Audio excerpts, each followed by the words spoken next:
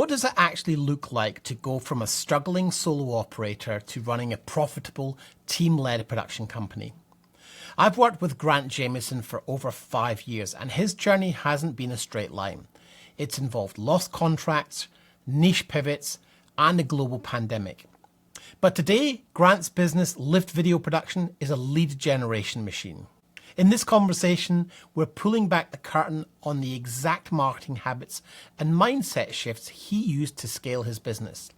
If you're wondering what it's like to implement the VBA systems in a real-world business, this is the story of how Grant did it. Yeah, so I started Lyft at the start of 2020, which was the perfect time to start a business. COVID absolutely shut that down within months, but we still managed to survive, which was awesome. We've slowly built our way up. We've made a few mistakes along the way. I think I spoke to you about this before, but we niched in the wrong space. I messed up a big 200K contract, which still eats at me now. But now, 4 years on, we're getting 1 to 2 leads a week. We've got over 43 clients. Look, that's put a little bit of mayo on that, just because, one client might spend 5K with us a year for 3 years, and I've counted that. But, 43 plus clients, and we've got a team of 3 now. So it's been a bit of a journey, but it's super exciting to be here. And I think if I can nail it down to one thing, it's just getting comfortable with marketing. And that's something I'm really passionate about. I started off hating marketing, hating the idea of putting myself out there. And now it's just kind of part of life. It's just a habit that we've gotten into. So I think you've always said marketing is everything, isn't that right? Yeah, I learned this from another mentor, and he said, marketing is everything and everything is marketing. And then I think another mentor said, if you are making less than $1 million a year revenue, you are a marketing business, nothing else. And I think what they meant was all of your effort needs to be on filling your pipeline, getting in front of new opportunities.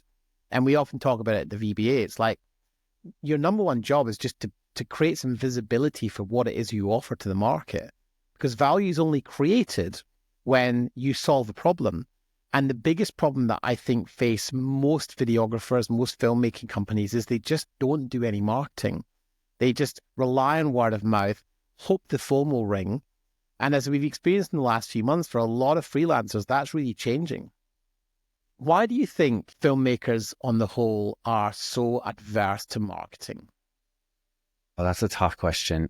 I think it's because we're so used to being behind the camera, and we don't really like getting out in front of the camera, possibly is one reason. And the other reason is it's hard to know what to post about. It's hard to know what to market. Like, we're not marketers necessarily. We haven't been trained in that. We've been trained in filmmaking. We've gone to film school. We've loved cameras and the techie kind of stuff.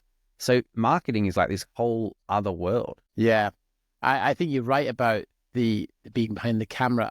I think a lot of videographers, filmmakers, whatever you want to call yourself, are actually introverts.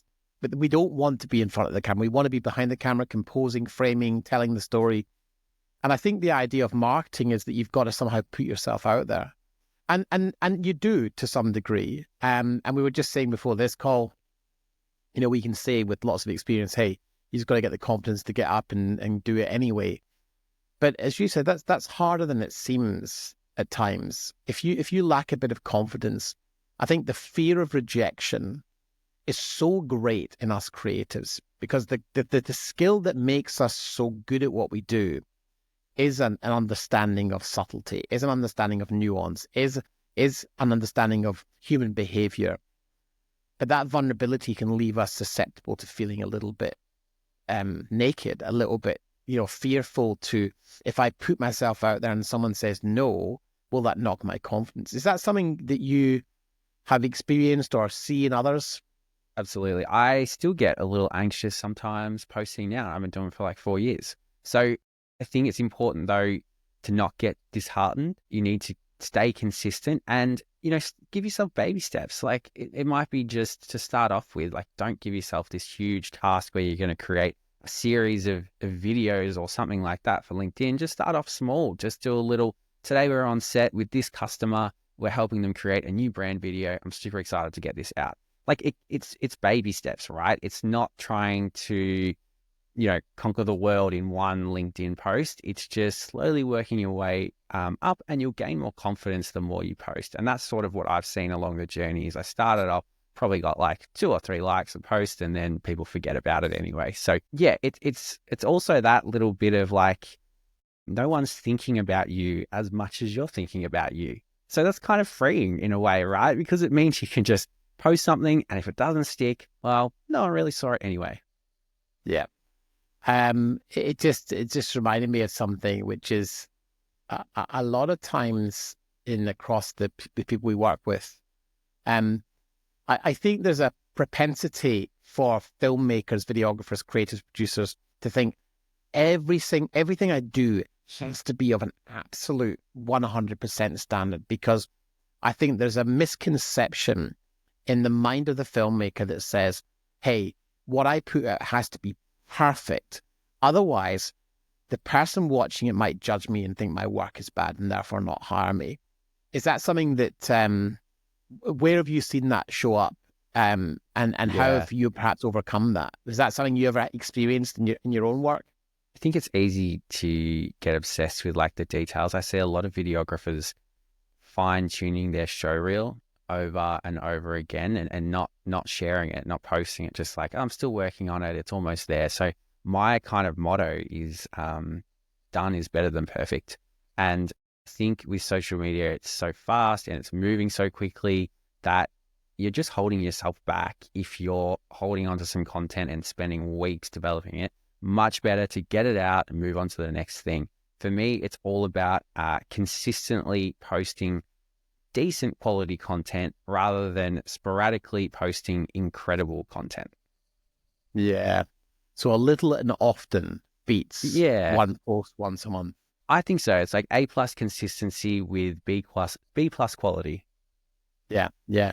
And it's interesting because, I mean, we've known each other quite a few years now, and I've seen your journey evolve enormously.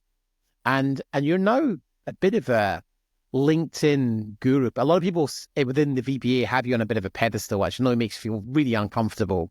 But they just see you producing this consistent work. And I think you've just hinted at it there. It's like, I was saying to someone on a call this morning that, you will spend an hour on a Sunday putting together your LinkedIn post for the week because you want to get it done and dusted and out the way. I hear a lot of videographers who say they want to grow, they say they want success, they say they want to have more leads coming in and more customers. But, Saturday and Sunday they're not working on that because it's a weekend. And like, what do you think is the block? What changed for you when you were Grant Jameson videographer with a handful of clients? What was the turning point for you that you went, I will have to just put some extra effort in here because I have this desire for this outcome and this goal, and I realize the time I'm allocating to it's not enough?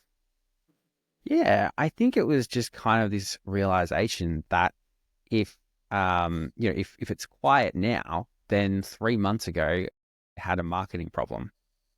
You know what I mean? So it's like, what can I do so that in 3 months' time we're not quiet? We've got work, we've got a pipeline.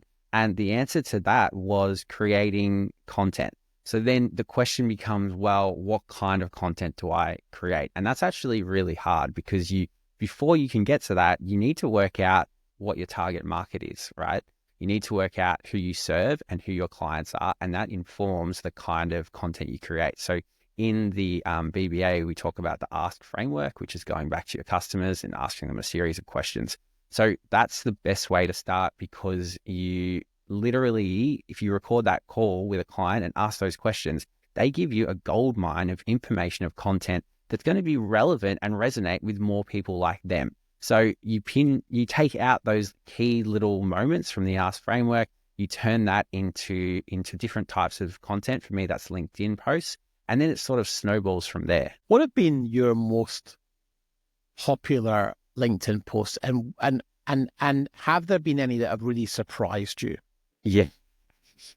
Yes. Sometimes I'll spend hours on a post and it will go nowhere. Other times I'll just have like this stupid thought and I'll just post it and it'll go nuts. Like one that went really well for me was I was traveling to Perth and I was like, hey, here's a hack to get more done in your day is you fly to Perth and then you get 4 hours of your time back.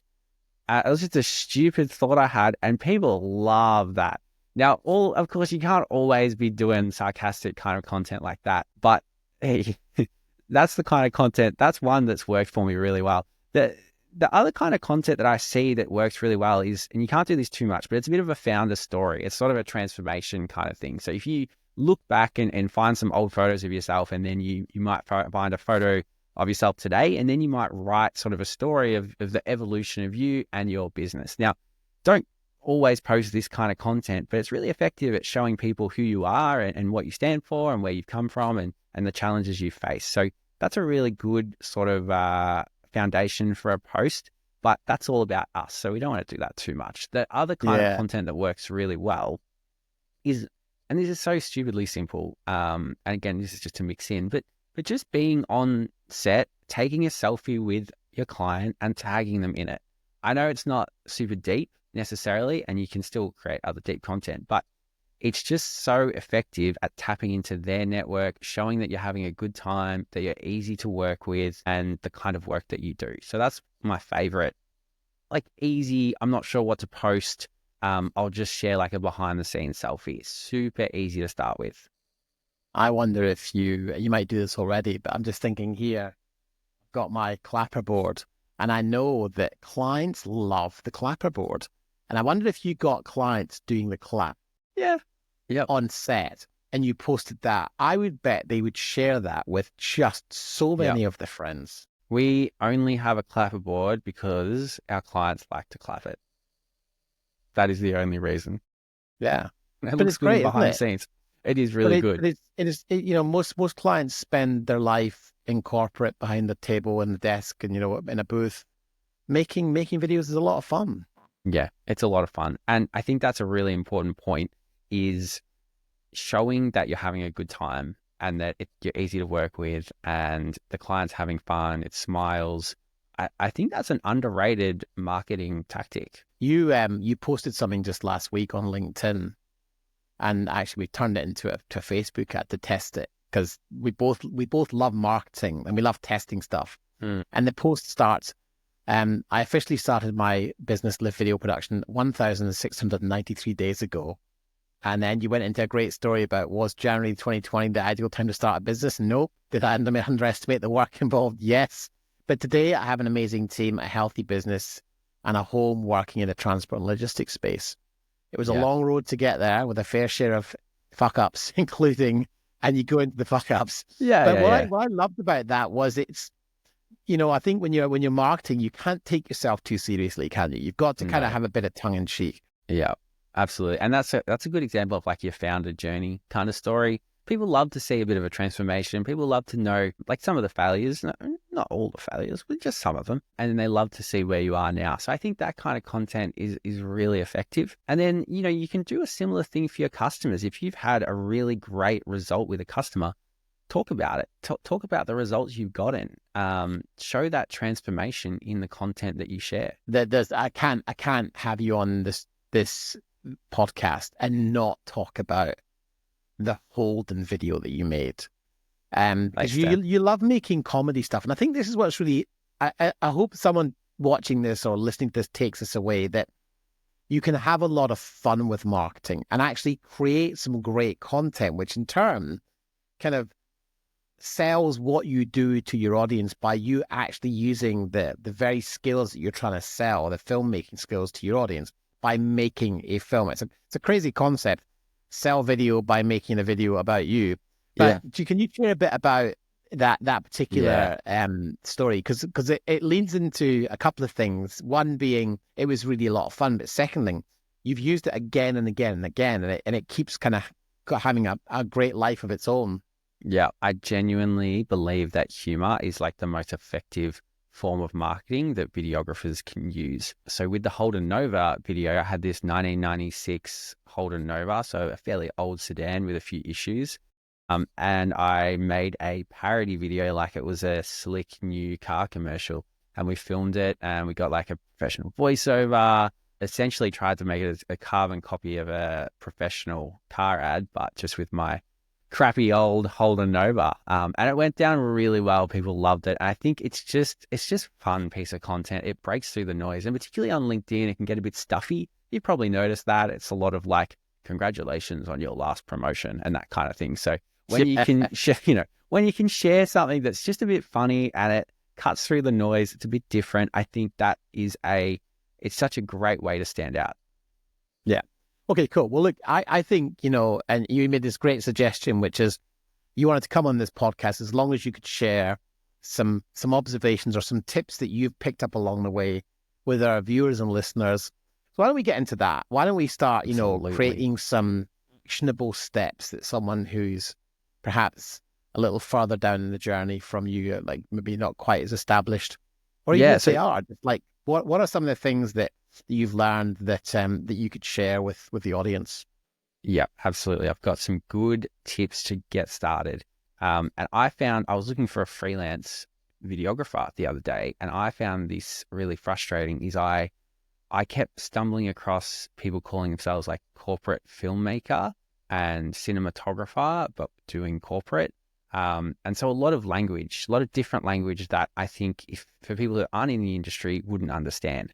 So that kind of got me thinking, well, I think what a lot of videographers aren't doing is getting their positioning right, getting the language that they use to describe themselves right. So how do you identify, first of all? Do you identify as a videographer or as a filmmaker? Because what's going to make sense to your target market, if you're trying to attract businesses, then calling yourself a filmmaker is probably not going to attract businesses, but it might work for agencies if that's what you're after. What's going to make sense to your target market when you call yourself? So at Lift, we help marketing and communications teams with video content focusing on the transport space. That means that we essentially just call ourselves a corporate videographer. Jock's our lead videographer. I refer to myself even as a videographer, even though I'm not the one going out and shooting, because that's the language that they use. So you really need to be using the language that your customers use. That's sort of my first general tip is working out the language that your customer use and then, correcting that. The second lesson that I just wanted to share was don't get disheartened. I think it's really easy when you're posting content and you get really excited and you share it for like 2 weeks and you get nothing, and then you kind of crumble. Do you know what I mean? Like you kind of go, this isn't working. But the thing is with video is it's quite a considered purchase. It's not like a $10 novelty pair of socks that I impulse purchased on TikTok the other day. It's something. It's all like my treadmill walking pad that's under my desk that looks terrible on camera. That's like an impulse purchase. Video production isn't like that. It's a considered purchase. Your potential customers, they're not going to see one post and purchase. They may not even like engage with your content. Time and time again, we've had people come through Get a Quote funnel that have never engaged with my content, but have seen us on LinkedIn. So it's important to remember that you might be posting content and you're not seeing engagement, but it doesn't mean that people aren't watching. And it also doesn't mean that you should stop. It's about consistently posting relevant content. So when your audience is ready to buy, you've already built trust and credibility because you've just been consistently hammering out relevant content 3 days a week for 6 months. And I think at a minimum, you need to be posting your content 3 days a week. And you need to do it for 6 months, and then you can look back and go, well, what did well and what did not as well, and how can I make more of the content that did well? So that's my kind of second lesson, I guess, is just don't get disheartened in 2 weeks if your content is bombing. You need to keep pushing and testing and trialing. And the reality is that building a business takes a lot longer than you think. Oh my God, it takes not so as much long as longer. you think. If you look back over the last 5 years, how far Lift's come in the last 5 years, it's incredible. But when you're starting out, it seems like so far away. Seems so far away. So it really is just consistently posting content, and you'll find that even the content that bombs, you'll get lurkers that might mention it to you in a call. We've had a couple of customers go, I saw this post you did, And I really liked it. That's why I wanted to get in touch. And I looked back and I was like, you didn't engage, and it got like 3 likes, and I thought it was a dead post. So you don't actually always know just based on the LinkedIn metrics necessarily. By posting frequently, you're always being seen. And I think it's that being seen makes it look like you're always busy, because you are always busy. But you can actually kind of fake it a little bit as well. You know, you can post old content. And the key is if you're consistent, whenever someone who could be a client is on LinkedIn, they're seeing that you're out on a shoot somewhere. And they don't think any more than that. It's like, oh, that's that guy again. 100%. And I repost content all the time. I like regularly, I call it like my evergreen content, because I can just use it again and again. So you might just like change the image that you use with it, or you might change the hook. But once you've kind of posted for 6 months, you'll see that you've got like absolute winners, and you can just repost those every 3-4 months and maybe just tweak them a little bit. And then you don't have to be always creating fresh content, which is exhausting, right? Yeah, that's right. Yeah, awesome. Great tips. Give me more.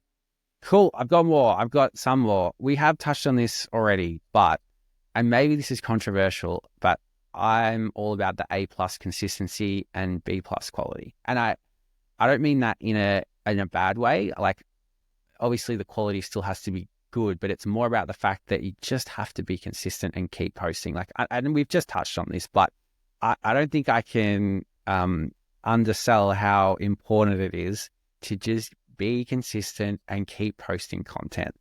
That's the lesson. It's such a short one. That's a really short one, but it's just.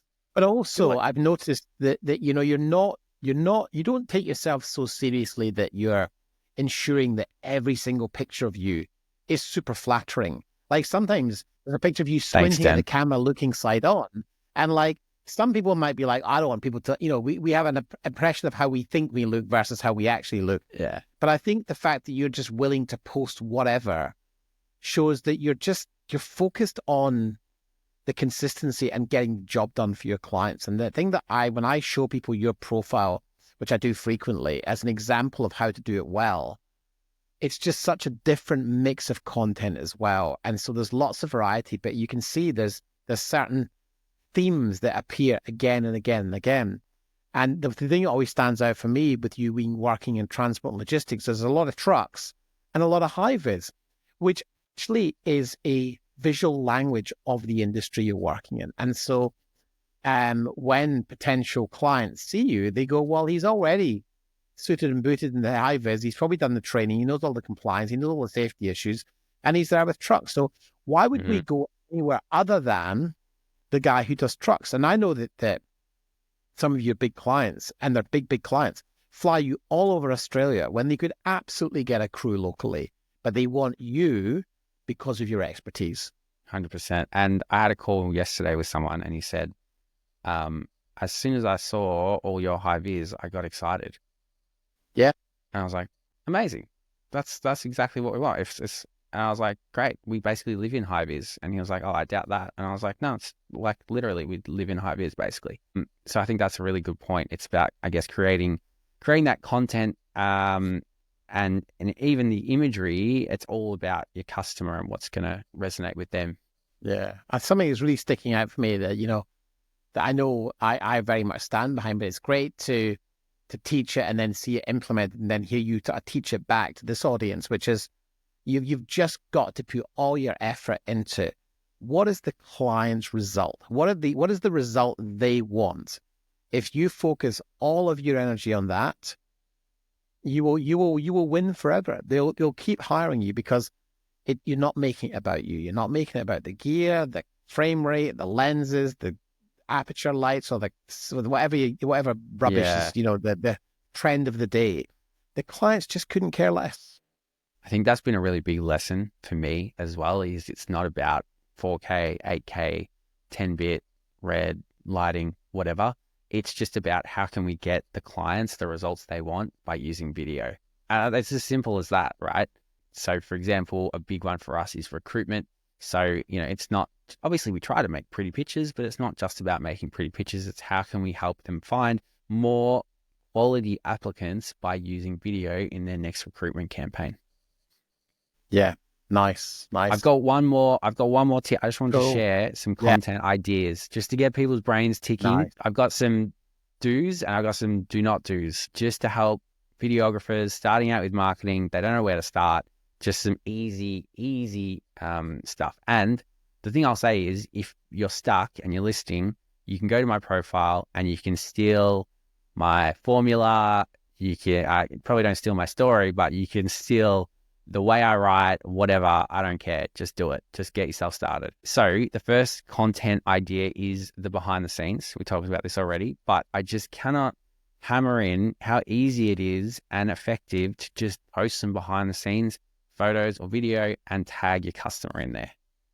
Like it's easy. It's pretty easy, right? That's easy. You can do it. The second one, the founder journey, that does take a bit longer. We spoke about that. It's really good, I find, at inspiring people, and it generates a bit of discussion from your customers, and then people that have worked with you will comment and go, wow, it's always been a pleasure working with you, that kind of thing. So that's pretty good. Real-time sharing of what's been working for your customers. So the kinds of content they're working on and what that's doing. And that often doesn't get a huge amount of likes or anything, but for the people that's relevant to, they will read it and they will respond to it. And I think that's really powerful. So we did a post. It was all about, it was like best practices for creating video in the transport and logistics space. And I had a look at the people who engaged with that piece of content, and they were some pretty high up people in some pretty high transport companies, and they never engaged with any of my other content. So it just goes to show that posting relevant content is just super critical. Then you can go into things like what kind of challenges your clients are having, and what sort of trends you're seeing in their space, and how they're using video to solve those challenges is always a helpful one. What I would say is have less of the 5 tips on doing this and 5 tips on the best gear and the 5. Your clients don't care really about that sort of stuff. Remember, it's not about the video, like it's not about the actual video, it's about what they can do with the video. So less AI drivel. I think we've all seen enough. I see a lot of people just make a mid-journey photo and then copy some ChatGPT. It's okay to use ChatGPT to get your idea fleshed out, but you can't just copy and paste it, because it's so obvious when a post is like, in today's digital world, we're evolving to do, nah, mate, you've lost me. Just talk like a human, talk like you would normally. Some of my best posts are ones where I'm a bit flippant, a little bit sarcastic, and it's just literally like I'm talking to you in real life. And so let your personality come through. Don't feel you have to be apply this business personality because it's LinkedIn. That's exactly right. It's like, yeah, let your personality come through. I think you've nailed that, Den. And then my final tip, and it might be a little controversial, but I would probably share less of your finished projects. Share occasionally, but I find that the people on LinkedIn don't really care that much about looking at some other company's video unless you can really highlight how it helps them. I personally have just found very little success sharing our finished work on LinkedIn. Not really sure why that is. I can only assume people just don't care about other businesses. Yeah, I don't know. I think it's like I said earlier, we care much more about us than anyone else does. And I think we care much more about the finished project that we've like sweated over, that unless you are the client, no one else really cares. Yeah, exactly. And then the final one is like customer testimonials are good, but you'll find they don't always get a ton of engagement. But I think that's okay, because it's still reinforcing the trust and credibility thing. So it's like, don't get disheartened again if it doesn't perform that well. I've found that customer testimonials don't usually perform that well. Sometimes a video one does, but generally they don't. But it's still worth sharing, because even if people don't really like it, it just shows that it shows that social proof element, right? Yeah.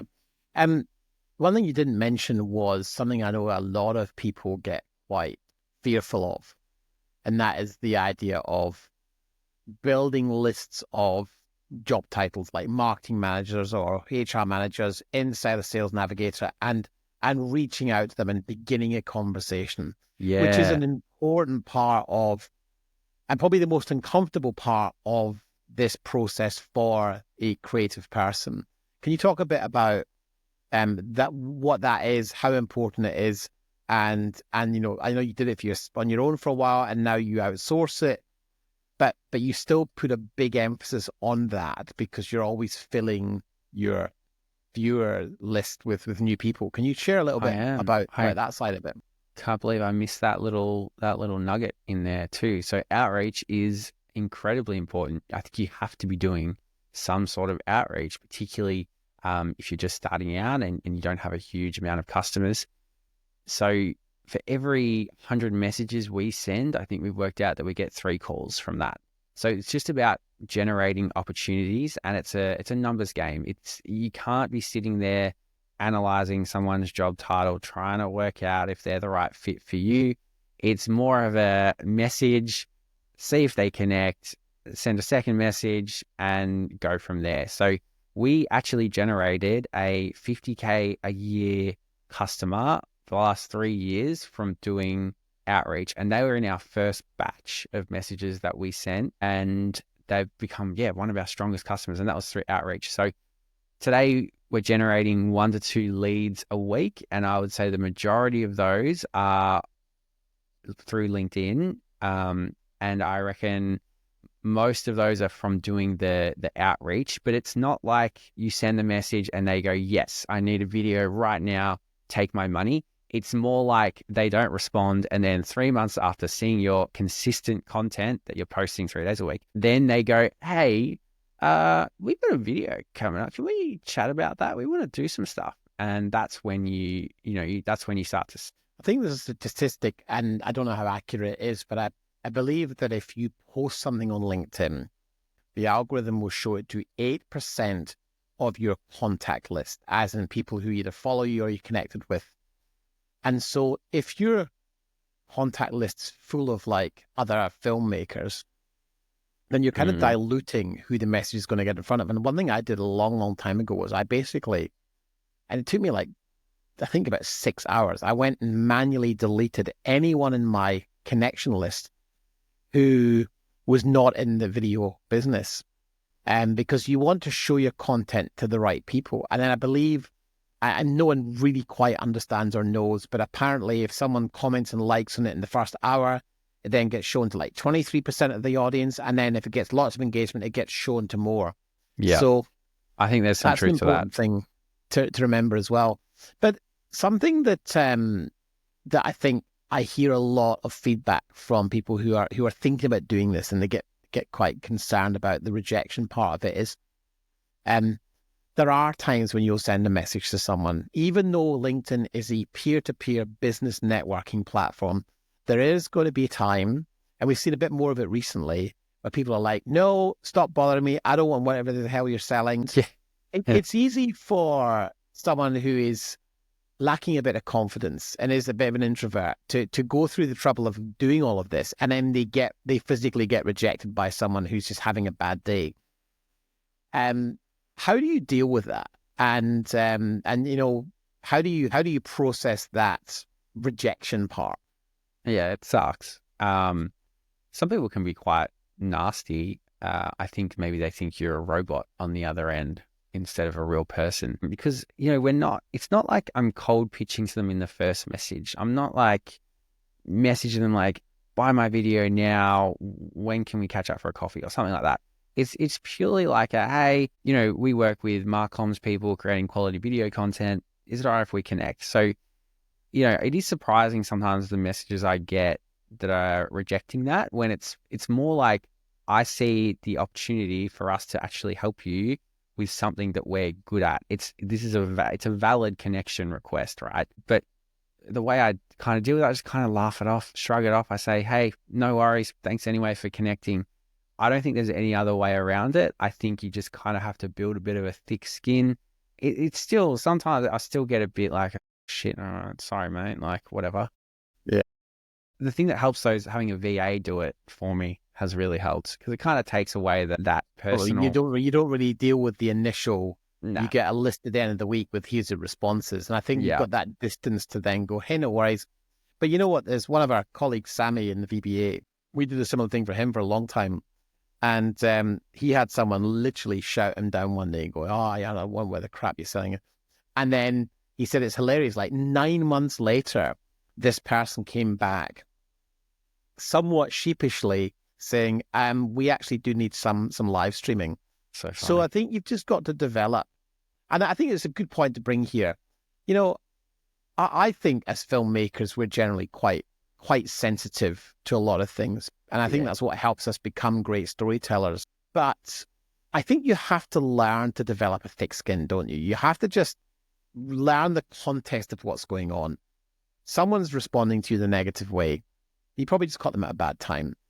Any tips for how you've built some resilience in accepting that occasionally you're going to get rejected? Well, that's a tough question because, to be honest, it's more just having done it for so long now that I kind of just shrug my shoulders, move on to the next person. And I guess, you know, one thing you can do is just think about all the positive relationships that you have and the positive messages that you get.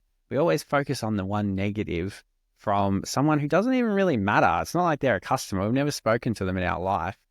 It doesn't actually matter if they get a bit upset at us. Well, they're probably never going to buy from you, you know? They're probably not going to buy from us. It's not worth worrying. If they're upset, like, let them. I think is it Mel Robbins who has a great quote about, you know, if someone's unhappy with you, let them. If someone's, you know, ignoring you, let them. If you don't get invited, she says, to a party or whatever, let them. And I think that's really, I don't know, I found that really inspiring. It was just like, you can't control that. So just, cool, they're angry, let them. Move on to the next person. Sam, my wife, came up with this. I don't know where she got it from, but she's like, if you are upset with me or you have an opinion of me that is not aligned with something I would think is complimentary, cool. That's got nothing to do with me. What you think of me has nothing to do with me. And I think that's really powerful because I think we often feel more than we perhaps need to. And I think what happens is the more you do anything. I was having this conversation the other day with someone, and I remember distinctly, it was about 2019 when I was looking at doing my first sales call for like this, moving into this sort of digital world of training and education. And I had to do my first sales call. And I was like, my God, I've got to follow this process. And then there was this tracking sheet and it had like hundreds of lines and it said, data not valid or valuable till you've executed 30 sales calls. And I was like, oh my God, 30 sales calls. Like, that is terrifying. And I know you and I have had many conversations over the years about sales and you were never that keen on it. And I was like, God, you know. And then just the other day I did my 300th sales call. That's huge. And I was like, wow, 300. And now I'm like, I don't even need any notes. I can go through the process almost verbatim. And it's just practice. It's just repetition and doing it and getting rejected and being like, okay, that's okay. It wasn't the right mix. It wasn't the right fit. 100%. So I think there's a lot to be said for building resilience by just doing it anyway. I think so. I like to ask this question because I'm curious, because someone asked me it recently and I was like, it's a brilliant question. Going back to your childhood, is there a time when you can reflect on an action or a situation that you can now see was the beginning of your entrepreneurial journey? And what was that? And what created that environment? And why do you think you ended up becoming an entrepreneur? Funny that you ask me why did I end up becoming an entrepreneur. When I was about 9 or 10, my stepmom asked me what I wanted to do. And I said businessman. And I must have seen like a movie or something to do with a generic businessman. And I was like, yeah, I want to do that. Didn't really understand what that was. And then, you know, as I went through high school, picking up a camera, similar journey to, I think, a lot of videographers, you fall in love with creating images and that kind of thing. But I always had this idea of you know, running a business and being an entrepreneur and sort of running the show and I guess having my destiny in my own hands and all those kinds of things. And then, you know, I joined an agency for about 6 years, so full time, got made redundant. And then I was like, you know what, fuck it, let's just have a go on my own. Yeah. And how has that journey been? A roller coaster of emotions, I would say.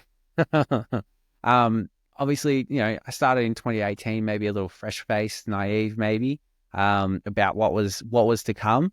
But it's just been like a really slow process of like learning a new little thing or adding a little thing to our what's the word? Like our portfolio. I just piece by piece growing and growing and growing in such small little increments that you don't even realize how far you've come until you look back.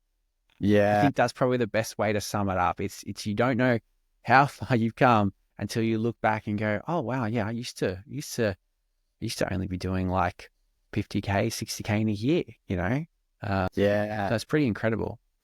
Well, your main client when we first met was Tupperware, and they don't exist as a Yeah. business anymore. And that was like your number one client. And I remember they went quiet for a while. You were like, oh shit, they've gone really quiet. And this is Yeah. why I Well, love, we get together twice a year in the VBA, and we spend 3 days in the room. And the day that I love the most, I mean, I love all the days, but the day I love the most is day one when we go, okay, so who wants to just like start sharing where they were this time 6 months ago and where they are now and what's changed?